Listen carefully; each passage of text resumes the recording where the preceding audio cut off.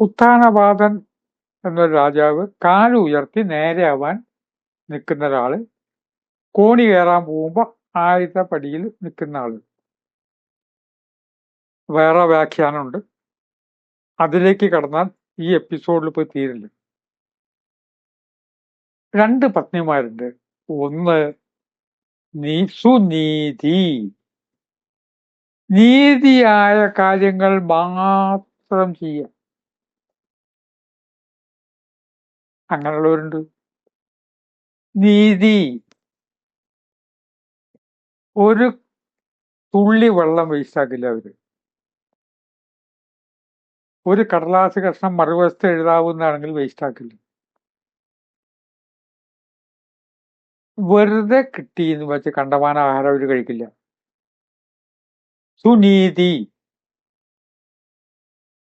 ആ നീതിയായ കാര്യങ്ങളാണ് അവർ ചെയ്യുന്നത് മുഴുവൻ. ആളുകൾ പരിഹസിക്കും. സുനീതിയോട് ഒരു വാത്സല്യം കാണിച്ചാൽ അതല്ലല്ലോ നീതി. ആളുകൾ വിളിക്കും 6 പിശുക്കൻ, 4 നമ്പർ പിശുക്കൻ. എന്താ പിശുക്ക് എന്നുള്ളത്? നല്ല ഗുണമല്ല. ഈ പിശുക്കന്മാര് സൗജന്യമായി കിട്ടിയാൽ ലാവിഷായിട്ട് അവർ ജീവിക്കും. പിന്നെ അവർക്ക് ഘടകമല്ല, അവനവന്റെ കാശ് ചെലവാക്കേ ഉള്ളൂ. ലാളിത്യം എന്ന് പറഞ്ഞാൽ സൗജന്യമായി കിട്ടിയാലും ഇന്ന കാര്യങ്ങൾ എനിക്ക് വേണ്ട, ഇതാണ് ലാളിത്യം. അവരാദരിക്കപ്പെടേണ്ടവരാ. എല്ലാവരും കുട്ടികളൊക്കെ വാഹനത്തിൽ പോയിക്കോട്ടെ, എനിക്ക് നടക്കാൻ സൗകര്യം ഉണ്ടല്ലോ, ഞാൻ നടന്നു പോയിക്കൊള്ളാം. അത് പിശുക്ക? ലാളിത്യം. എന്തിനാണ് അത്രയും വേസ്റ്റാക്കുന്നത്? ഒരു സദ്യക്ക് പോയി കഴിഞ്ഞാൽ എത്രയോ വിഭവങ്ങളാണ്. അതിനൊക്കെ കൊട്ടേഷൻ കൊടുത്തിട്ട് സദ്യക്കൊക്കെ കാശ് കിട്ടുമ്പോൾ ഒരിക്കലും തിന്നാത്ത വളരെ കോസ്റ്റ്ലിയായ സാധനമാണ്, അതൊരു മൂലയ്ക്ക് വെക്കും. അതിന്റെ മുകളിൽ വലിയൊരു പപ്പടം വെക്കും.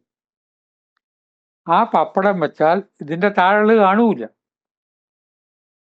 കായ പുറത്തൊക്കെ ആയിരിക്കാൻ ഉണ്ടാവുക. ഒരു വറ്റ് വേസ്റ്റ് ആക്കേണ്ട കാര്യമില്ല. ഇതാണ് സുനീതി.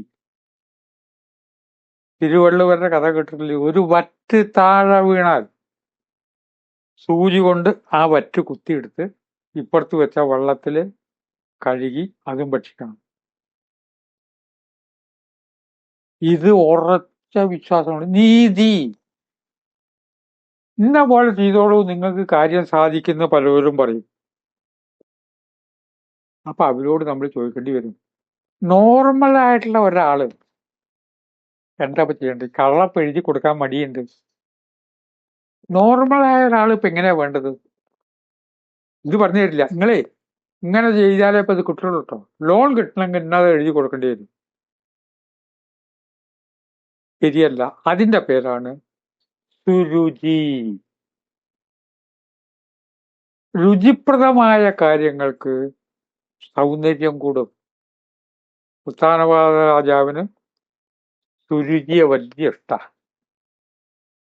സുരുചി പറയണു, നിങ്ങൾ നീതി ഒന്നും നോക്കണ്ടാന്ന്.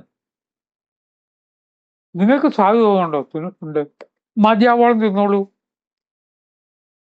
വറുത്തതും പൊരിച്ചതും എല്ലാം മതിയാവോളം നിങ്ങൾ തിന്നോളൂ. നമുക്ക് എന്തിനാ നാളേക്ക് എടുത്തേക്കണം?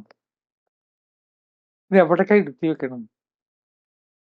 ചത്തു പോകുമ്പോ ആരെങ്കിലും പൈസ കൊണ്ടുപോകുന്നുണ്ടോ? ഇതൊക്കെ നന്മയ്ക്കും തിന്മയ്ക്കും വ്യാഖ്യാനിക്കാം. ഇതൊക്കെ ഇവിടെ ഉപേക്ഷിച്ചു കൊണ്ടേ. പിന്നെ എന്തിനാ ഈ ആർക്ക് വേണ്ടി? ആര് നിങ്ങൾക്ക് മാർക്കിടാൻ പോണു?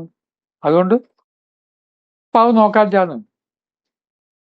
അപ്പൊ ഈ ഡോക്ടർമാർ ഉപദേശിക്കുക സുനീതി പറയണ കാര്യമാണല്ലോ ഡോക്ടർമാർ ഉദ്ദേശിക്കുന്നത്. അപ്പൊ നിങ്ങൾ എത്ര ചായ കുടിക്കും? അത് രാവിലെ മുതൽക്കേ ചായ കുടി കിടങ്ങും. 24 ചായയൊക്കെ കുടിക്കുന്നവരുണ്ടായിരുന്നു. പിന്നെ മധുരം ചേർക്കും. എനിക്ക് നല്ല മധുരമില്ലാതെ എനിക്ക് പറ്റില്ല. ഇതൊക്കെ സുരുചിയാണ്. രുചിപ്രദമായ കാര്യങ്ങള് സുനീതി അതല്ല. കുടുംബജീവൻ നയിക്കുന്നവര്, ഭാര്യയും മക്കളൊക്കെ ഉണ്ട്.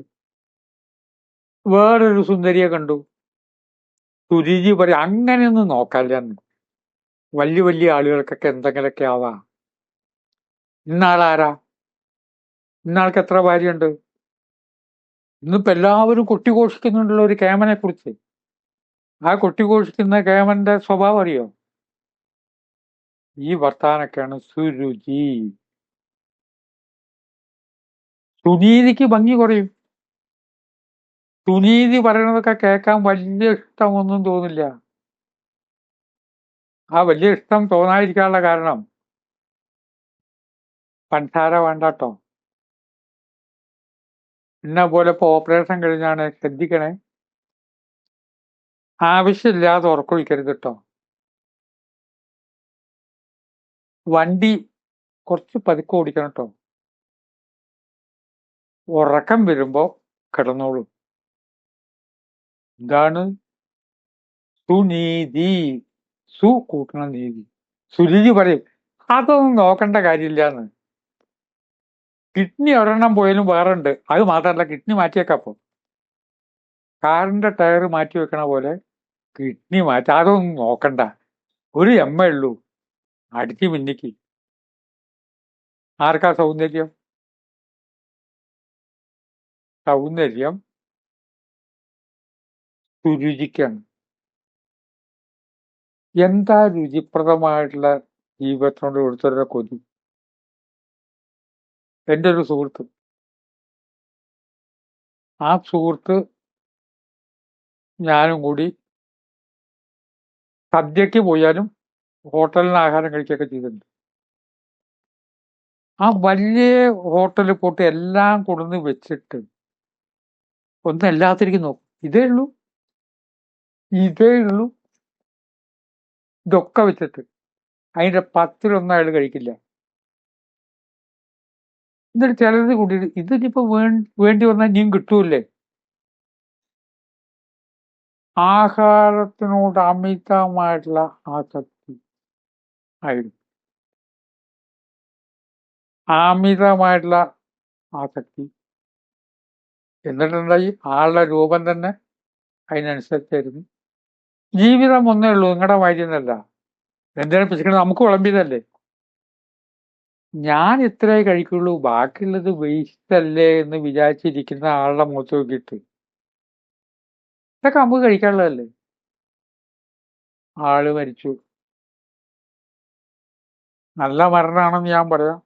കാരണം വിളിച്ചപ്പോ പറഞ്ഞു, വീട്ടിൽ വർത്താനം പറഞ്ഞുകൊണ്ടിരിക്കുകയായിരുന്നു, പെട്ടെന്ന് കുഴഞ്ഞു വീണ് മരിച്ചു. പണ്ടെന്തോ അറ്റാക്ക് എന്തോ വന്നിട്ടുണ്ട്, അതിന് ഗുളിക കഴിച്ചിരുന്നു എന്നൊക്കെ പറയുകയും ചെയ്തു. സുരുചി നമ്മുടെ ജീവിതത്തിൽ സ്വാധീനിക്കുന്നു. ചെറിയ ഒരു തെറ്റ് ചെയ്താൽ എന്തൊക്കെ ഗുണം നമുക്ക് ഉണ്ടാവുക ആരും അറിയില്ല. നിസ്സാരൊരു കാര്യം, ഇന്ന കാരണം എഴുതിയാൽ നിങ്ങൾക്ക് കിട്ടില്ല കേട്ടോ, ഇന്നത് എഴുതിക്കോളൂ. സൗകര്യമില്ല. നിങ്ങളിപ്പോഴേ അങ്ങോട്ട് പോണ്ട, ഇവിടെ ഇപ്പം ആരുമില്ല, നോക്കാൻ ആരുമില്ല, ആ ഗേറ്റ് വരെ ആരുമില്ല, നിങ്ങൾ പോയിക്കോളൂ, ഞാനാ പറഞ്ഞു. ആ പോന്നോണ്ട് കിട്ടുന്നൊരു ഗുണം ഈ സുരുചി പലതും ചെയ്യും. 12 മണിക്കൂർ ക്യൂ നിൽക്കാതെ അത് ചെന്നു. നമ്മുടെ ഒരാൾ അവിടെ ഉണ്ടായിരുന്നു, എന്നിട്ടോ ഞാൻ ക്യൂല് നിന്നില്ല. എന്നിട്ടോ ആള് കയറ്റിയാട് വിട്ടു. സുനീതി പറയും അങ്ങനെ പോകരുത്. സുനീതിക്ക് കുറച്ച് ഭംഗി കുറവാണ്. ആ ഭംഗി കുറവിനെ കുറിച്ച് അടുത്ത എപ്പിസോഡിൽ പറയാമെന്ന് പറഞ്ഞ് വാക്കുകൾ സംഭരിക്കുന്നു. നമസ്കാരം.